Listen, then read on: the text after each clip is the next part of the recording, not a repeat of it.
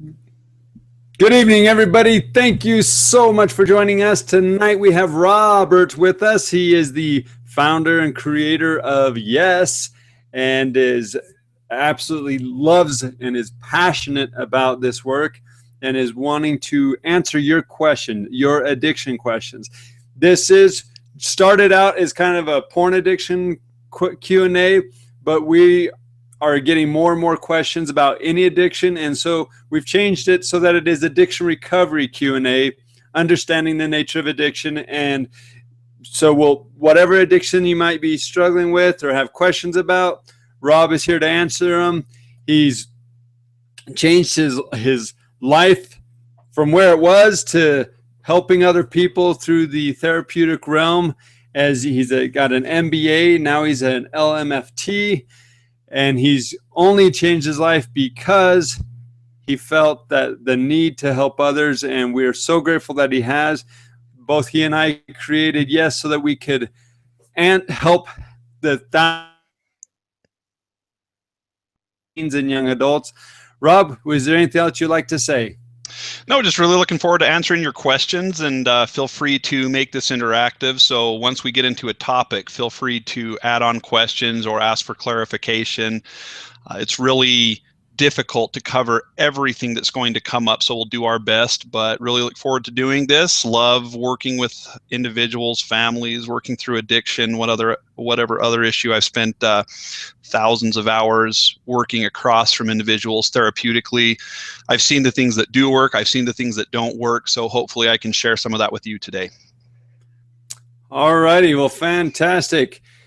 Really quick, for those who are new on this call, we keep this a very private and confidential as much as possible. And what we will have you do is type in your questions, then I will read them off. This is live. There is no anything. This is live. So your questions will determine where we go with it. We do have several questions that were emailed into it, but as I said before, those on the call get precedence. So with that said, we're going to give you a second to send in your questions. And now I am going to read off the first question while we're waiting for your questions. The first question comes in: what resources are available for college students suffering from porn and sex addiction? I mean, there's so much out there as far as resources go. There's a lot of free resources, there's paid resources, everything from local therapy to the online options. One of the companies that we really appreciate the work that they're doing is Fight the New Drug. You can visit their website at any time. That's FT, as in Thomas, N, New Drug, so Fight the New Drug, FTND. And they have a lot of resources, either at an extremely inexpensive price or most of it's free, that can get you really started and grounded in the principles and education of pornography addiction recovery. You can go to YouTube and do a lot of searches. You can search videos that we've created, and we'll continue creating videos on this. Rob, really quick. Yeah, Fight go ahead. the New Drug actually changed their website. Okay, great. I'm glad that what is it now? It's fightthenewdrug.org. Okay, so fightthenewdrug.org. Go there, get acclimated there. They have a lot of great information. And then if you have specific things that you're looking for, feel free to email us, and we'll help guide you in the right direction. There's a lot of noise out there right now. And the fact is most of it has a lot of good to it. But it might not be exactly what you need. What I often recommend for individuals doing the whole online recovery thing is to not just fixate on one certain thing, but to look at 2 or 3 different programs or 2 or 3 different types of theories to take the best from all of those and figure out the stuff that really resounds with you. Something that might hit someone in the right place is not going to hit another person in the right place emotionally or educationally or from a recovery standpoint. So get out there, get involved in different programs, and then let us know your questions. We're always here to help individuals who have specific questions about certain things that they're looking for with addiction recovery. Some are more cognitive, some are more emotional, depends on what you're looking for. Okay, well, let's move on to the next question. How can I help my friend who's suffering from porn addiction? Helping another person with porn addiction is one of the trickiest things to do, because it comes from the premise of, what are we trying to accomplish in helping a friend? Is this friend our spouse? Because if this friend is our spouse, there's a level of investment with that individual that creates a lot more emotion. If it's a boyfriend or girlfriend, then that emotion is still there from the relationship standpoint. If it's a roommate or just a best friend growing up with and they're coming to you, what they're doing is they're reaching out for help. And the fact of addiction recovery is, the addict is the individual who has to go through the process. So things that we can do is be accountability partners. Now, what does that mean? It means just being available. It's hearing them. It's not about doing it for them. So often what happens is an addict will get to a place where they are so tired of the addiction that they're reaching for anything that they can grab onto, and they'll often want someone else to control the patterns of recovery for them. Literally like saying, I want you to be in charge of my filters. I want you to be in charge of making sure that I don't log into something. Now, having an accountability partner is great, but once we get into a place of policing where we're feeling accountable to look at what they're doing to try to keep them on the right path or whatever in recovery, is not going to create long-term sobriety. What it's going to do is it's going to play into their own shame if we push too hard, even if they're asking us to. And those who are on this call who have been addicted or are addicted going through this process know exactly what I'm talking about. You reach out to someone and you say, okay, do this for me. And then when they do it, you feel shame. That's because it's not up to them to really dig into the principles of recovery. It's up to the addict themselves. So what the accountability partners or friends can do is be there empathetically, listen to them, hear them, not judge them, be an available and open resource so that they can feel safe coming to you to talk about things. And then when they say, well, what should I do? You respond with, you know, I'm not your therapist or I'm your friend. I'm here to just be here for you. I'm here anytime you need to talk. I'm not going to judge you. Thank you for coming to me. Because the fact is, accountability helps move us out of shame when met with compassion. I'm going to repeat that. Accountability to others helps move us out of shame when met with compassion. So where compassion and accountability meet, shame starts to dissipate because we feel safe and open in talking about things. So really the key that you can do as a friend is simply be available without judging, without policing, without saying, well, you told me you were going to be sober this week. Why did you use? Why didn't you remember what you said to me? The addict already knows those things. They're already beating themselves up internally. So our jobs as friends is to be there as a friend, empathizing and simply being available for them to process rather than telling them what to do. As a therapist, this is sometimes difficult because you can see exactly what someone needs in their process. But when I tell people what to do, and it's kind of like about me seeing what needs to happen, they don't get it because maybe they're not ready for that step in their recovery, or they'll feel exhausted because they haven't prepared for that point of recovery. It's about them going through their process and having individuals there to guide them with empathy. Hope that helps. Now, Rob, in regards to, this is kind of a little bit of a follow-up question. It says that we're willing to help them in finding other resources. Absolutely. I think they're wondering if it's even, just within our own company or even outside of it. As far as, we'll help you outside of our own company. We're not the end all for addiction recovery by no means. No company is. That's why I often recommend for individuals who are registered in one program to be in one or two others. Besides that, people will come to my office and they'll go to therapy and they'll be like, well, there's this other group. And I'm like, great. Go to that other group too.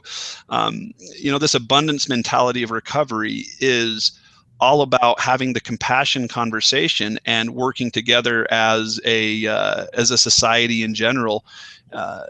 No one has the best thing. There's no such thing as the only thing, the best thing, because what works for you might not work for someone else, or certain pieces of what works for you might work for someone else, and other pieces of something else. And that's why we're here to help you with whatever it is, whether it's our company or another company. We just want people to heal. We just got a question that says, where can I find the 10 questions to ask yourself? Do you know The relapse prevention questions? Oh, okay, that's what it is. Yeah. Okay. So we can probably get that posted on I will email that to you. I'll post a link so that you can download that now that I know what that is.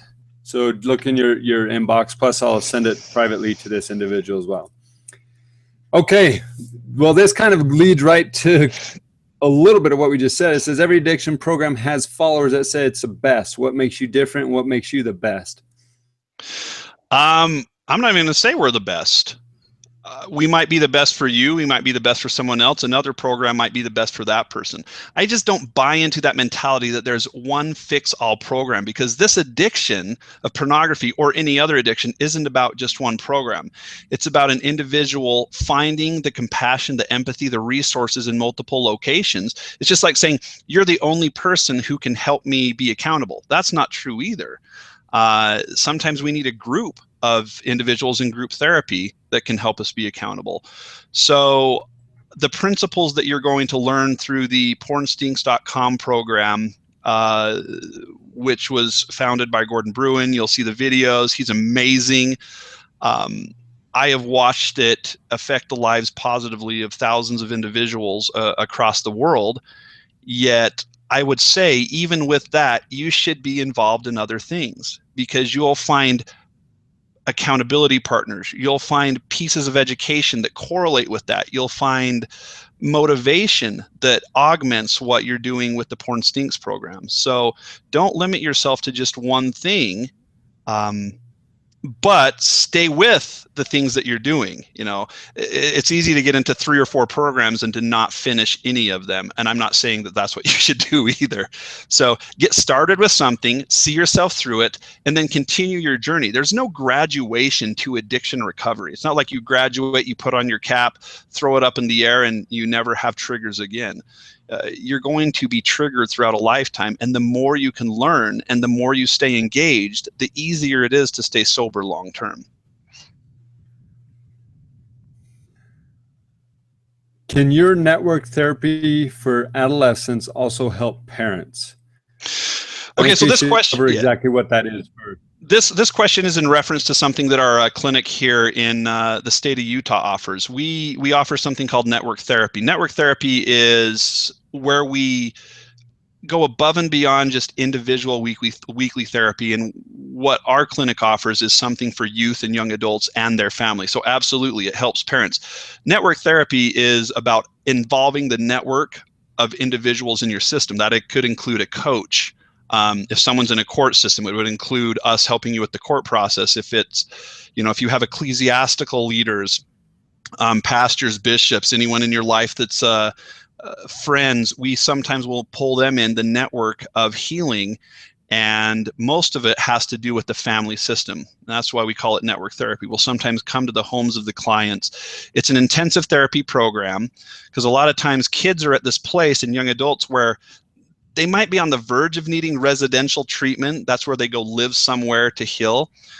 But weekly therapy is not enough, but they're not quite ready for residential. And so we'll come in and fill in that middle gap. And what we've learned from research is that intensive network therapy is as effective as residential treatment for many individuals. So, and one of the big reasons why is we try to keep these youth in their family system instead of uprooting them. Sometimes residential is necessary, or wilderness therapy, whatever you're looking at is necessary. But oftentimes the reacclimation process, once they come back home, creates a lot of the same triggers. And even though those residential programs prepare you, it's still very difficult. So we'll often do our network program with people coming home from residential to keep them in that really high level treatment place. So yes, we involve the parents. One of our sayings is parents are the best therapists. Doesn't matter even if the relationship is totally gone to pot, no pun intended, with your child who's addicted. It's about us helping you learn the techniques, the parenting structures, learning to work through the shame of addiction, creating the communication process in a new way, perhaps, and reconnecting you within the family system. And that's absolutely what network therapy is all about. We're here for the family. How do I prepare myself for recovery? I've failed so many times in the past. How do I prepare myself for recovery? There's a lot of things going through my head as I hear that question. Do it. That's how. We often spend so much time preparing and wondering when we're going to start. I was talking to someone the other day, acquaintance, not even a client, with a cocaine addiction. And literally, that's where they're at. they're saying, I'm just not prepared yet. And they say things like, I don't know when I'm going to hit my rock bottom. And my thought is, well, you're already in your rock bottom, and the addiction is keeping you there and giving you temporary sense of safety, not even safety, but a temporary sense of fulfillment in that rock bottom place. So preparation is literally getting past what the slide says right here is pre-contemplation and contemplation, getting past that and then going into commitment as quickly as possible. I'm simply committing myself to sticking with the program, even if I have relapses and even if I'm struggling. I am going to commit and take action and just get it done. Preparation is often hitting our heads against the wall so many times that it hurts enough that we actually get help. And my urgency to you is you don't have to keep hitting your head against the wall. It's just time to do the actions that you need to do. There's really nothing you can do to say, I guess I'm finally ready. It's when you make the decision and commit yourself to it is when you're ready. Okay. So let's get it done, people. Let's get engaged in the process of recovery. It's awesome. It's an amazing process. You want to talk about feeling amazing? It's getting through those withdrawal stages and getting into sobriety. And yeah, it's hard. It's not easy. And so the part of the brain that houses all the addictive sequences, it's going to scream and yell at you. And that's kind of what our brain does when we heal. Whether it's a cut, it hurts to heal. Or whether it's an addiction, it hurts to heal because our brain's going through a lot of neuro change and the healing is taking place. And it's not an easy process, but it feels a lot better to be sober than dealing with all the effects of addiction. Can one become addicted to porn or sex after one time or one exposure? I mean, it's a hard thing to answer. That's highly debated. Some people would say yes. I've known individuals, I think it's really rare, but I've known individuals who have had such a euphoric experience the first time they try a drug or a sexual experience of some kind, that their limbic system, which is the part of the brain where addiction resides, the reptilian brain, limbic system, that part of their brain is seeking to duplicate that euphoric experience. But the way our neurotransmitters work, the way the chemicals work, is we can never get back to that full euphoric experience. And so it's like the brain is always reaching for the pot of gold at the end of the rainbow that doesn't exist. And so it gets close and you get high, but then you feel disappointed. And then it wants to seek the high again. And addicts often talk about, as they develop tolerance, how tired they get of the addiction because they can never quite get the same kind of high. And then they get exhausted because they break down all the neurotransmitters and all the chemical processing parts of their brain. And then the brain's just screaming to heal. So can someone become addicted after one time? Sure. But the definition of addiction is continued use despite negative consequences. So I would say, generally speaking, no, but that first euphoric experience can be pretty powerful, but the rut in the brain hasn't grown deep yet. And so for individuals who have had one or two experiences with pornography or something, and they're thinking, well, I feel like I'm kind of on a path here that I really want to get on top of, I would say, yeah. And anyone who's been addicted will raise both thumbs up and say, absolutely, get on top of it now before it gets any deeper. Okay, this one's in regards to relapse. How serious should I consider a relapse to be in the context of an otherwise successful effort to leave porn completely behind? It always happens in the middle of the night when I'm very tired, stressed, and can't sleep. There's a lot of undertone to a question like that, because relapse will create some kind of emotional disappointment to our system, because the brain will kind of go through that, kind of that shutdown post-addictive phase where it just feels exhausted, and it's easy to get into a depressed and shameful space. And we talk about picking ourselves up, moving forward quickly, but a lot of times the limbic system will use that as an excuse, like, well, I'm not going to beat myself up, I'm going to move forward. But then we don't do anything to move forward. We simply would go back to sleep and say, well, I hope it doesn't happen again. So there's a difference between shaming oneself and being accountable. True healthy accountability is not about shame. It's about positivity. It's about owning what happened, really looking at it with a clear set of glasses that you're not fogging over with excuses or denial. But we're so used to, in our culture, beating ourselves up when we go into honest accountability. And a lot of that can happen in our relationships. We'll go to someone and be vulnerably seen. We'll tell them the absolute truth, and they'll have a hard time accepting that information because of their own shame. It's not even about you. It's about their own inability to process shame. So the better we all get at processing our shame, the easier it is, and the more resources we have available to go to be accountable with. So that's my recommendation to you with relapse, is find a way to be fully accountable where you're not going into deep shame spaces, where someone can empathize with you and talk through you, because that'll help you process through it.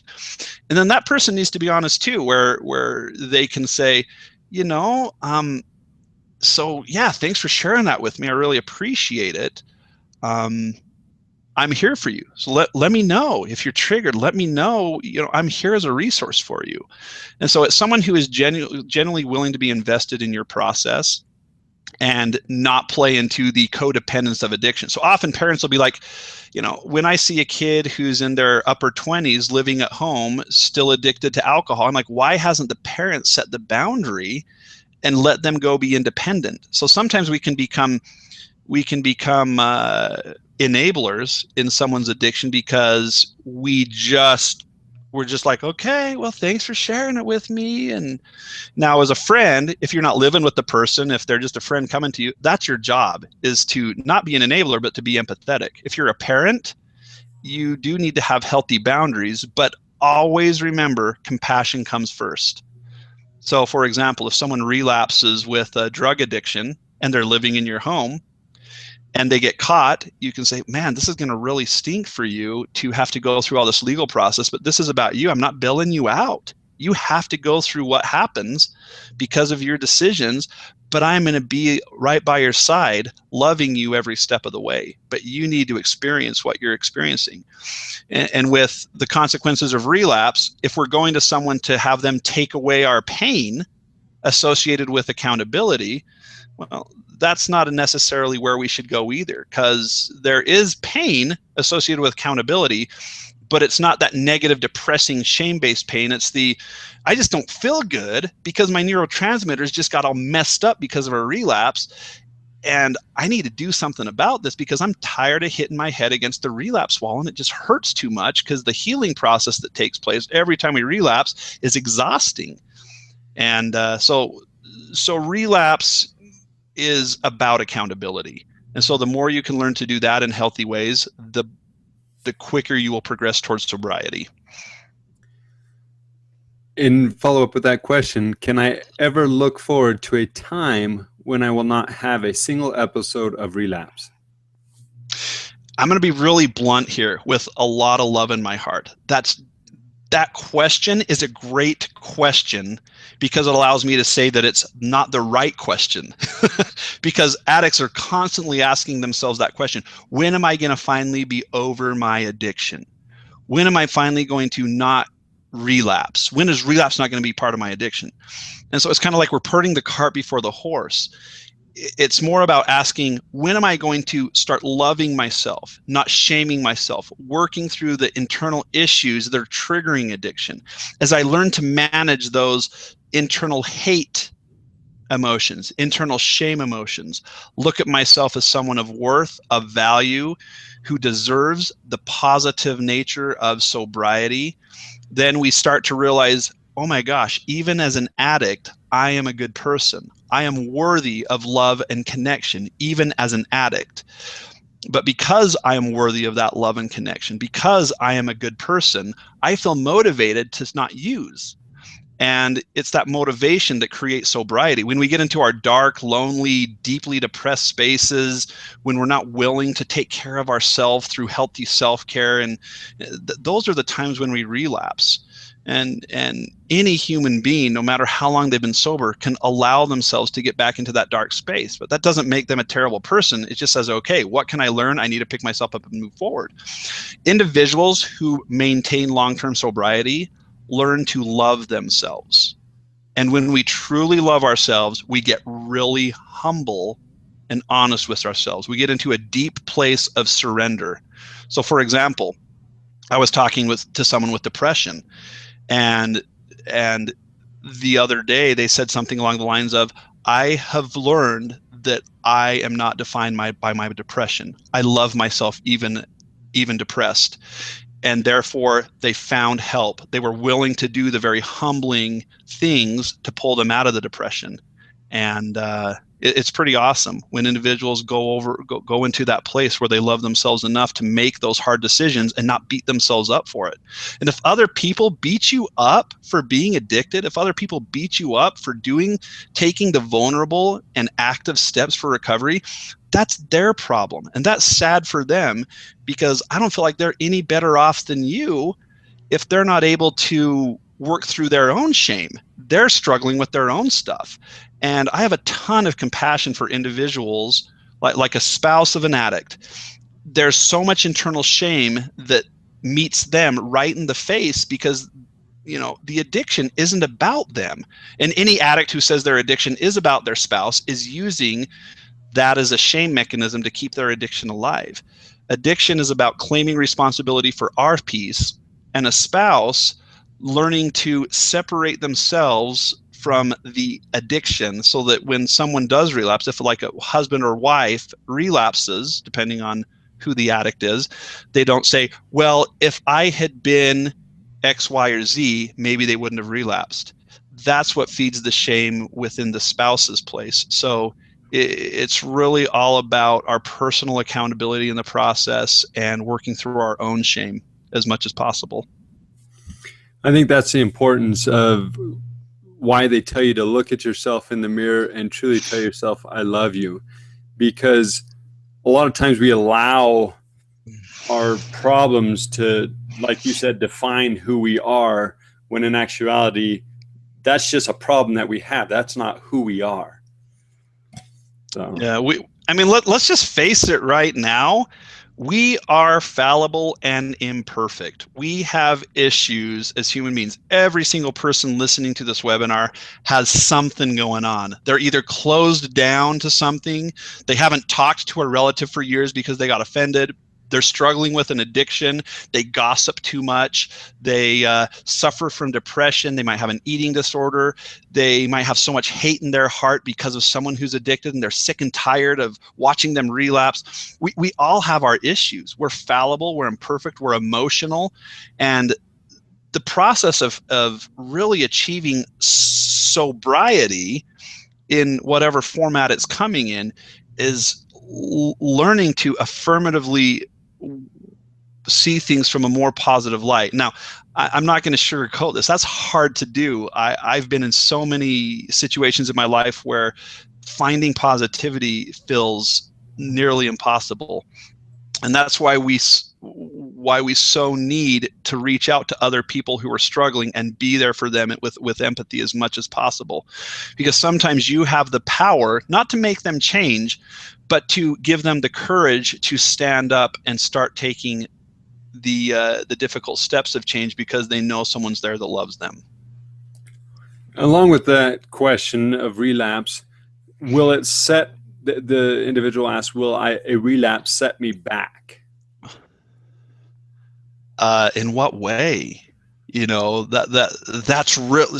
See, as we talk about these things, we can really understand how deep the shame is, because we start to look at any mistake as a serious setback where we don't feel like we can move forward again, or we hit that bottom place again.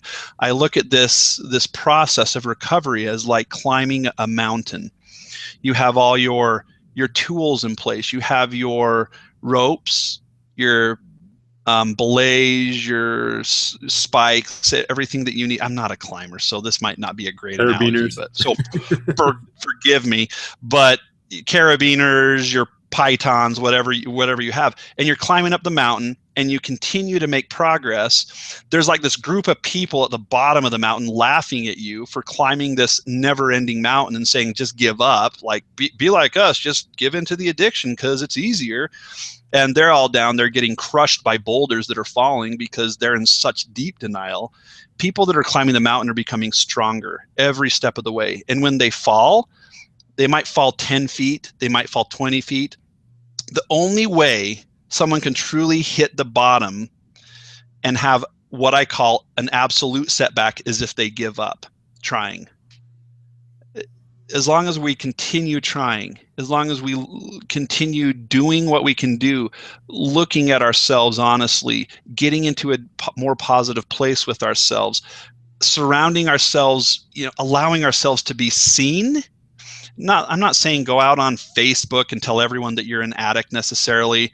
I've known people who have done that and it's been super effective for them, but that's not what I'm saying. Saying to allow yourself to be who you are and to love that person. There will be people in your life, maybe not immediately, but over time, who will love you for being that vulnerable and that humble. That shows strength. That doesn't show. The world looks at humility as being weak, and that's just not true. Being vulnerable, letting ourselves be seen, is absolute strength. It's absolute courage. And you're amazing for doing that. It's not easy, though. It definitely takes a lot more strength to allow people into your lives, the deepest, darkest part of your lives, and stand up tall than it does to just keep it hidden. That's for sure. Regarding that question, you mentioned something prior that I want to kind of come back to. You said that it's probably not the right question to ask. In this situation where he's asking, will a relapse set me back? What would be the way to rephrase the question so that it's empowering him and moving him forward instead of, looking at the shame? Great reframe there, Tony. Exactly what you just said. Instead of saying, will a relapse set me back? We say, how can I move forward in a relapse? What am I going to do to move forward in a relapse? Rather than focus on the no language, and this is one reason why we call our company Yes, is because we have focused for so long as a society on no language that has pushed us deep into a shame-based communication. We look at the negative, we use fear tactics, we scare people with how deadly and dangerous addiction is. We already know this. We've been so educated on the ill effects of addiction that once someone's addicted, they look at themselves as, well, I guess I'm that screw up husband or screw up wife or screw up college student who's never going to be worthy. And, because we hear all these horror stories. Well, I'm here to tell you right now that I've worked with hundreds and hundreds of people whose lives are so much more rich because they've gone through the pain of recovery. They've learned to be strong. They've learned to pick other people up. They've learned to be amazing builders in such a deep shame-based society because they've gone through such difficult things. I'm not saying go and get addicted so you can be stronger. We all have enough junk to work through without going and finding new stuff to force us into strength, I guess. But once we are in that place of addiction, there is so much more that can be done than look at the negative. As we get into yes language, like Tony was referring to, instead of saying, how can I move on? Will the relapse set me back? We start to say, I am going to move forward in any relapse. I'm not going to give up. I'm going to stay in yes language. I'm not going to allow myself to get into that deep, dark place of shame where we continue kicking ourselves. And by the way, once you're in that place of shame, that is one of the highest probability triggers to go back into relapse. Because once you're in a shame place, you're in pain. Your brain is freaking out because it wants to numb that pain. And so when we're in that shame space, the limbic system, that 5-year-old part of our brain that manages our emotions and our memories, is going to say, well, hey, I know a way to get over the shame for at least a minute. And then you go into a relapse phase, the shame shuts off, and then it comes back again. So learning to be sober is about learning to be positive with oneself and to look at oneself as an amazing individual, even with their addictions. It's not easy to do that because we have demonized addiction so much in our society. We have so created such negative language around it that we are scared to come out of that shell and be the butterfly. We want to stay in that cocoon and hide ourselves from everyone because we're so scared of being seen as an addict because of the language that society uses. So like I said before, we have the power on this call to go out and stop using negative language and to start using positive language and to be available to build up other people who are struggling. This question is right along with all this. He says, I've been sober for almost a year, but I feel myself slipping. I feel discouraged and scared. I don't want to relapse. What advice can you give me to avoid falling back into old habits? Keep it up, man. Don't let your guard down. Keep moving forward. Be positive. Ask yourself, what are those positive things that have kept me sober for so long? And if there's something off on that, it's about doing the hard work to pull yourself back on. You know, like if you've been doing daily meditation for 6 months and you've been strong during that daily meditation, and then you've let a month or two lapse without daily meditation, as hard as it is to get back into the habit, get back into the healthy habits, and that will strengthen the brain. That will solidify. That will solidify those desires and emotions that lead to sobriety. And we're just not strong enough. If we're not continually actively maintaining sobriety, our brains will eventually slip back. Our brains just are not strong enough to, without any effort, stay in a sober place. If I stay in bed for a month eating potato chips and drinking soda pop, and that's all I do, my body's not strong enough to stay healthy. My body's going to start developing fat cells and getting unhealthy, and I'm going to start to have atrophy and feel like junk. And if I get out of my bed and say, wow, why do I feel like junk today? Why do I feel so bad? Well, it's because I've been sitting in bed for a month not doing anything. And so for someone who's depressed, and this is when I go here with the Q&As, people who are depressed often think, well, that's convenient. I'm chemically depressed, and so I don't ever feel like getting out of bed and doing those things. And I say, okay, then pick yourself up, get yourself into a doctor, get on some kind of an SSRI, antidepressant, and do everything in your power. Rally people around you, get vulnerable with people. Be brave enough to go out and say, I am depressed. That doesn't make me a bad person, but I need help. And that will help you move on from your depression quicker than anything else. And I wanted to point out the fact that he is wanting to, that recovery, that's where it's at. You still want to, you can do this. And there's a saying that all you have to do is worry about the next 24 hours. Because don't worry about, even 2 hours away. Just worry about now. And as you do that, you will start to gain that strength back. Because as Rob was saying, our minds are weak. And sometimes if we're not careful, we don't keep a watch, they just all of a sudden go off into deep, dark places, and we catch ourselves and we're like, whoa, bring us back to the presence here.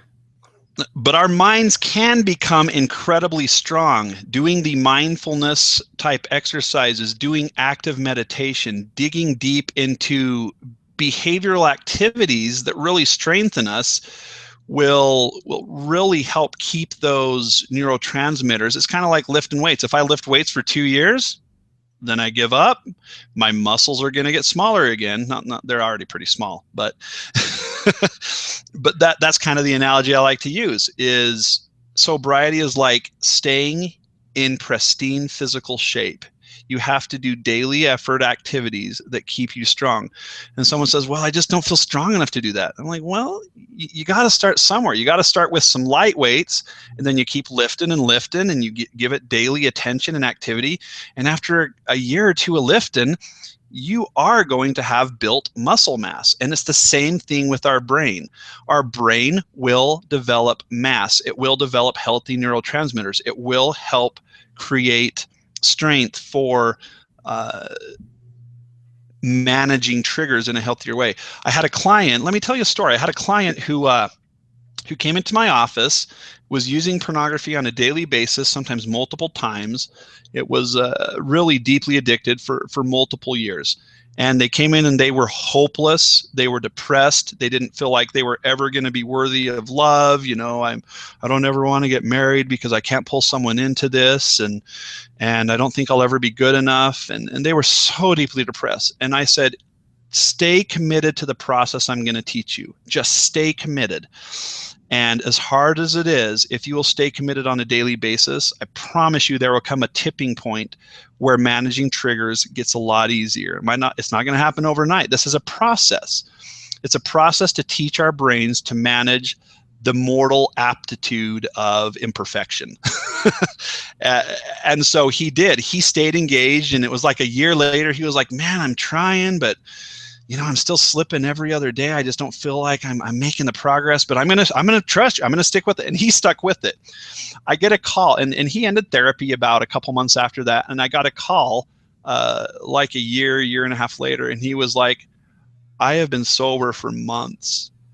I am so grateful for this process, and I will never stop meditating. I will never stop doing these daily things because I know it works. He got into such a positive place, and he launched forward in his life because he didn't allow the relapses and difficulties to pull him down to where he stopped. Because often what will happen is when we relapse, we feel unworthy of continuing forward. And so we'll get into that depressed state where we'll stop doing the things that kept us sober, which will lead to a deeper relapse state. And when we pull out of the relapse state is when we get accountable to ourselves, to others, to our higher power, and we continue moving forward. Along with that, Rob, can you maybe talk about ways to strengthen the brain that you mentioned? Just because I don't know if this individual is familiar with Innergold or not, but I think it would be good to kind of help everybody understand that, like it is a weight that we have to lift to strengthen. What are those weights? The one of the best ones is meditation, positive meditation. Now you can go all over the web and look for different formats of meditation. The way I encourage individuals to meditate is to find a passage or a significant quote of some kind, get themselves in a quiet environment. You can't meditate with 3 kids running around the house, you know, and well, I guess you could, it'd just be a lot harder.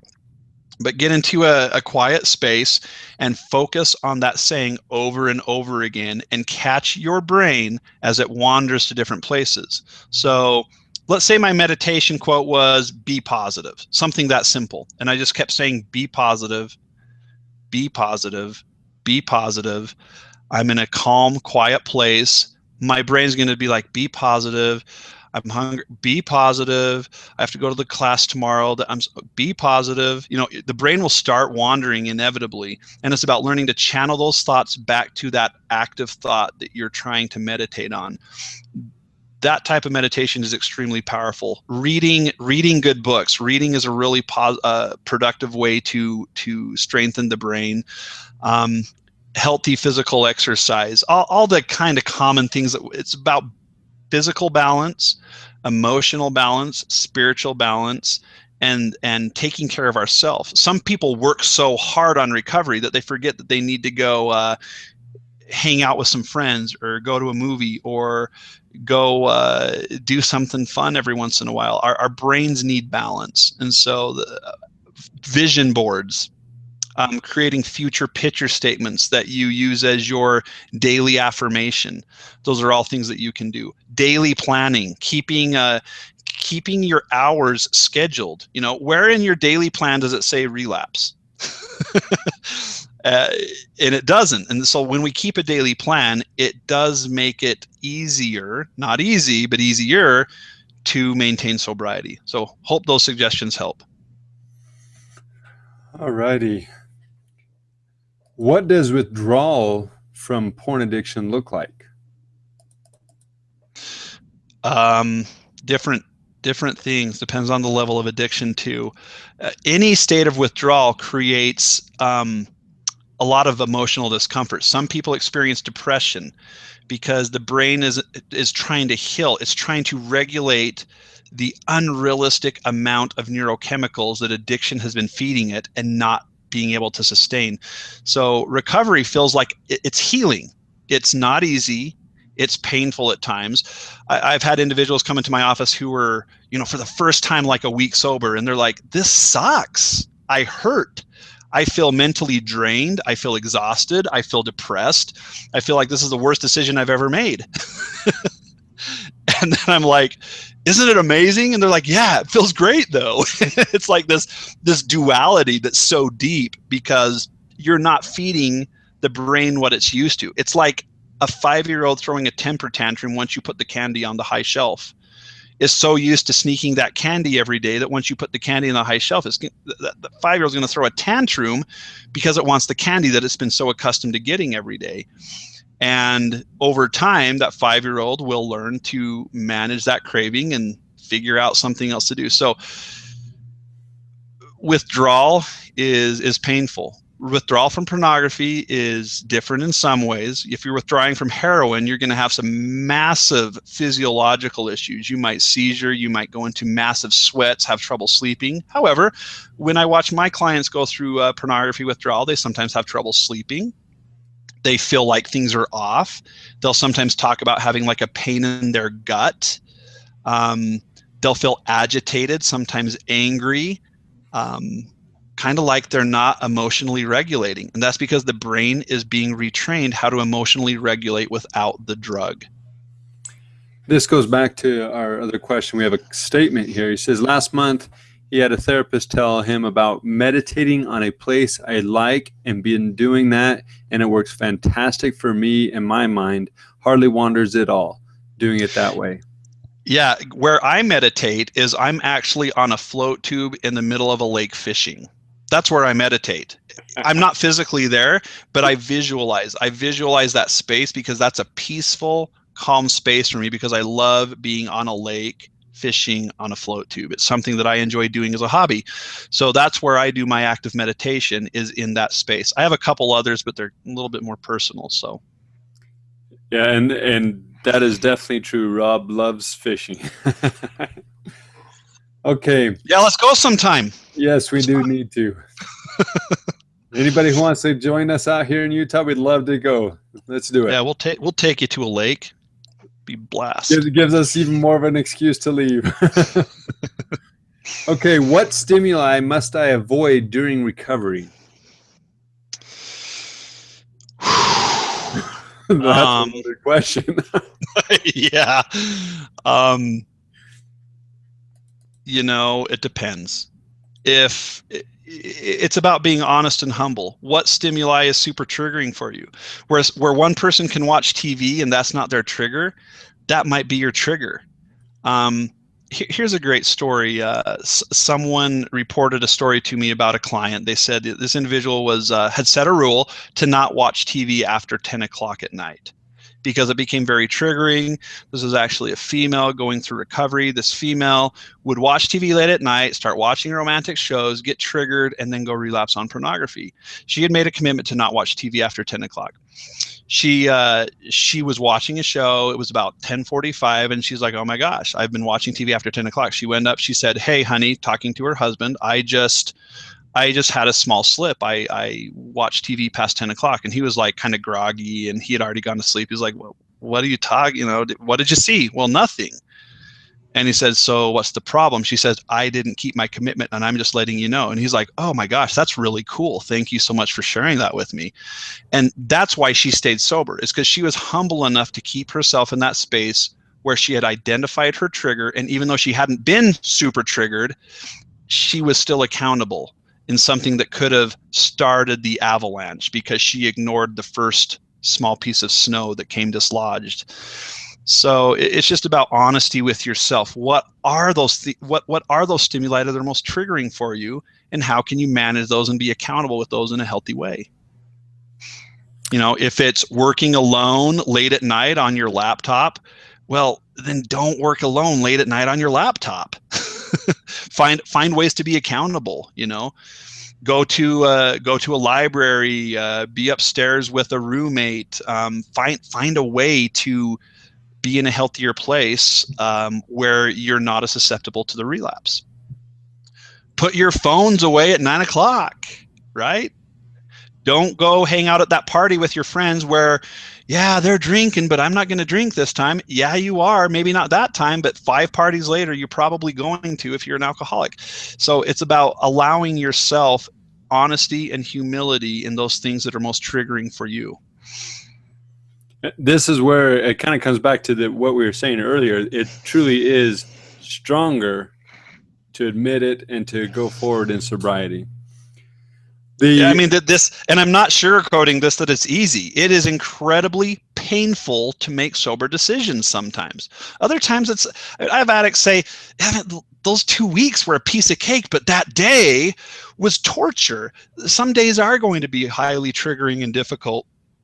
But one of the quotes that we like to say is the pain of discipline is always easier than the pain of regret, especially long term. The pain of discipline is always easier than the pain of regret. Somewhere in this process, I think sometimes we feel like we shouldn't have to feel pain. Like sobriety will be not painful. Sobriety is painful. Using is painful. So we as human beings will experience pain. It's learning to accept pain as part of the process.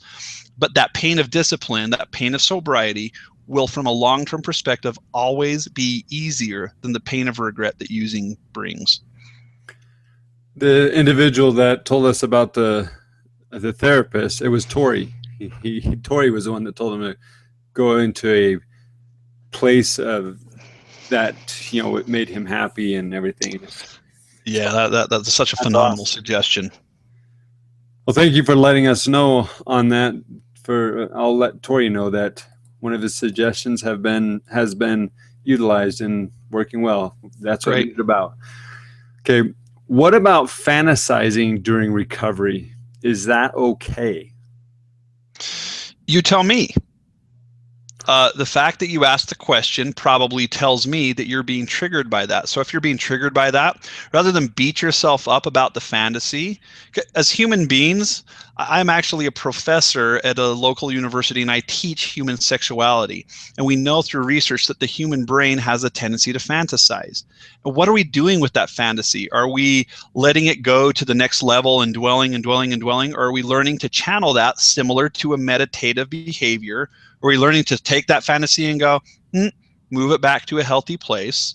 And then if it comes back again, you say, oh, there it is. That doesn't make me a bad person. That makes me human that I had that fantasy. However, I'm going to move it back to a healthy place. And it's just learning to be mindful and engaged in that sober mindset. Yeah, fantasizing is going to happen. We are human beings. We are sexual beings by nature. If we weren't, we wouldn't procreate and we would die as a species. So being attracted to and fantasizing does happen, but it's learning to channel that in a healthy way. And I encourage you to do so. Just don't beat yourself up for it, because that won't do any good, because then you'll go into a shame space and fantasize more, leading to a relapse, and then you'll feel even worse.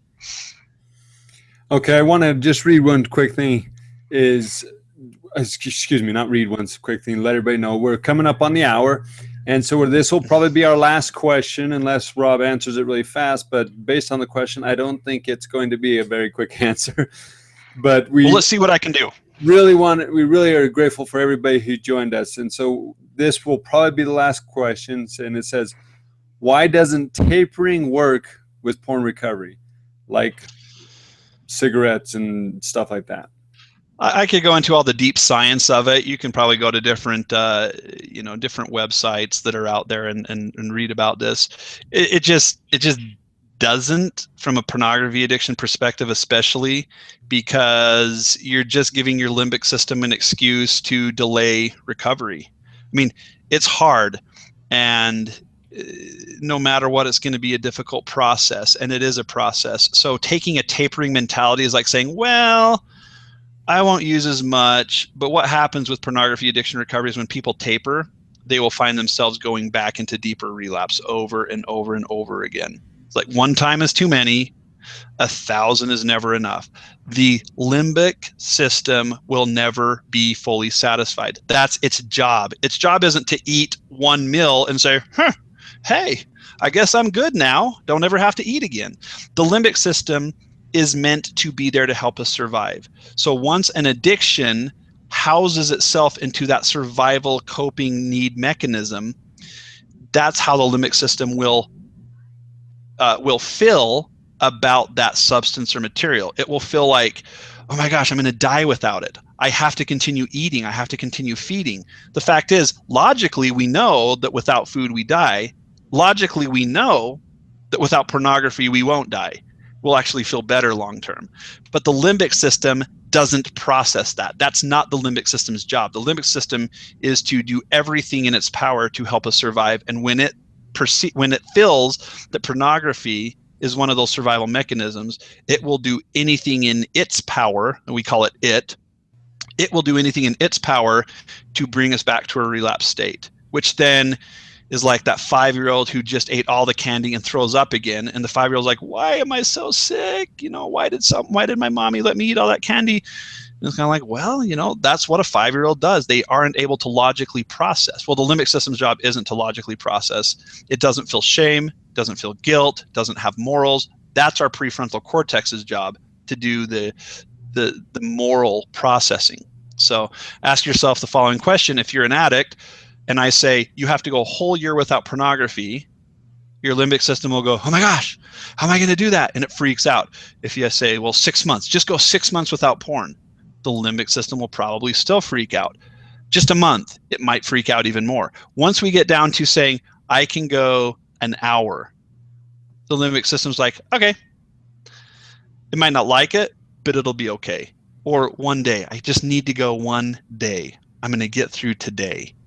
That's where sobriety exists. It's loving ourselves today, getting through the difficulty of it, allowing ourselves to be vulnerable, accountable, humble, and just one day at a time.